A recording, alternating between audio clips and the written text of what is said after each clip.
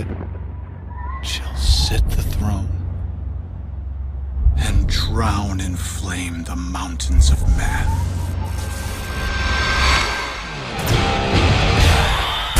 Comstock! Tell me what you want! Go back to the Sodom from which you came! Elizabeth! Bring us the girl and wipe away the debt. Hey, the deal's off, you hear me? The deal's off!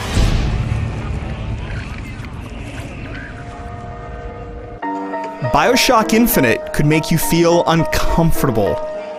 The game explores how religious and racial extremism change our lives and our cultures. It shows you how a single small decision can alter reality forever.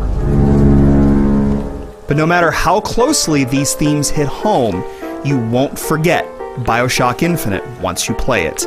Not its challenging themes, its mind-blowing final minutes, or the fun and fluid gameplay that makes this adventure all the more exciting.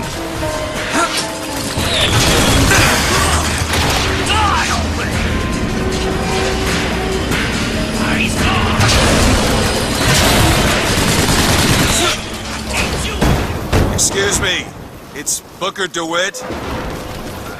It all begins with a mystery. As former private investigator Booker DeWitt, you've been hired to find a girl, though the game leaves who she is a riddle, at least at first. You seek her in a city in the sky called Columbia, a hyper-nationalist 1912 metropolis. It's a tremendous place covered with fluttering red, white, and blue flags and filled with classical architecture that immediately evokes turn-of-the-century America. The presence of airships and clockwork enemies, however, coat Columbia with a steampunk sheen.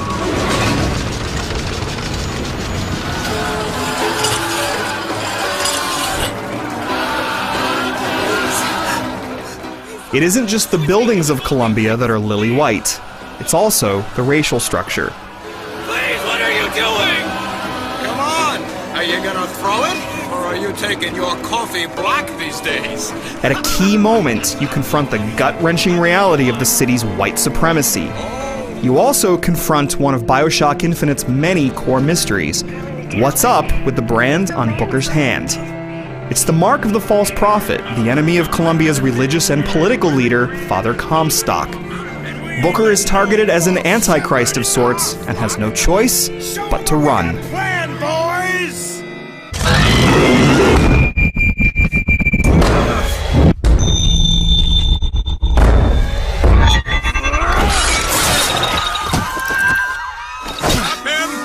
And so the American dream turns to nightmare, though you eventually find the girl you seek. Her name is Elizabeth, and she's locked in a floating tower where she's protected by a monstrous mechanical creature called Songbird. Your first time coming face to face with Songbird is frightening and memorable, and Elizabeth's relationship with her protector is a complicated one. So is her relationship with Booker, actually, but she needs him if she wants to escape her Colombian prison and head to Paris, the city of her dreams.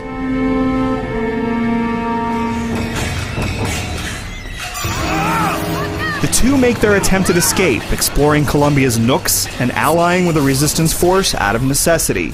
Comstock is the god of the white man, the rich man, the pitiless man. But if you believe in common folk, then join the Fox. Columbia isn't as dark and hushed as BioShock's Rapture, but investigating it is still tense.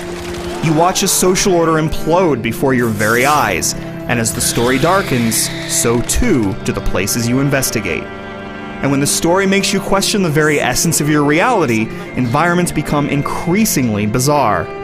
Enlightenment comes by way of audio recordings you discover called voxophones. What's a voxophone? What's a voxophone? There are clues here to the nature of Elizabeth's special gift, which is her ability to open tears in space-time and peer into other times and places. Voxophones also provide insight into Comstock's wife, Mother of Columbia. A deeply troubled martyr figure in this deeply troubled and profound fictional world.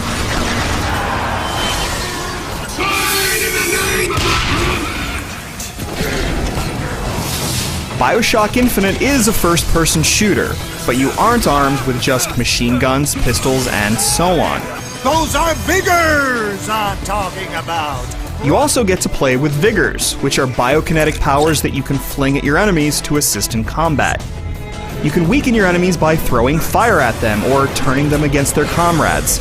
Try distracting them with a murder of crows before shooting them in the face with a carbine.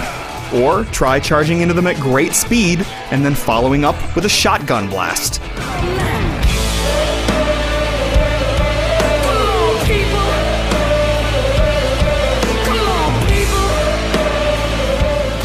This being a BioShock game, you loot corpses and objects for ammo and currency, and upgrade your powers and weapons to become even more dangerous. Many of your foes are cleverly designed.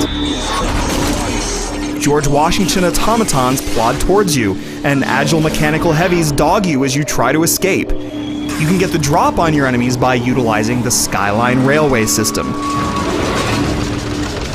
With the press of a button, you can latch onto a rail with your hook and coast from one floating platform to another. You can leap from a rail and onto a soldier, slice them up with your hook, and then grind upwards and onto the deck of a floating airship. It's thrilling and rewarding to fire weapons and zap electricity as you zip around the rails.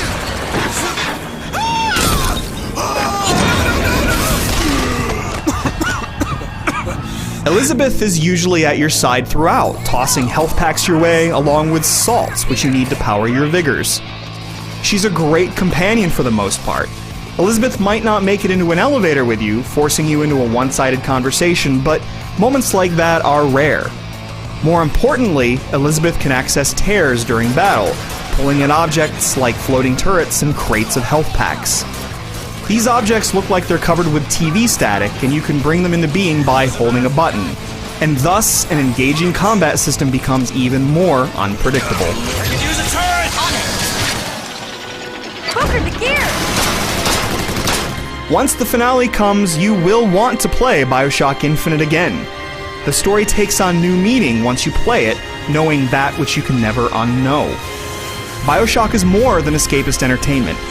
Columbia might be a stunning place to be, but it's a disturbing one that scrutinizes some of humanity's greatest contradictions and atrocities.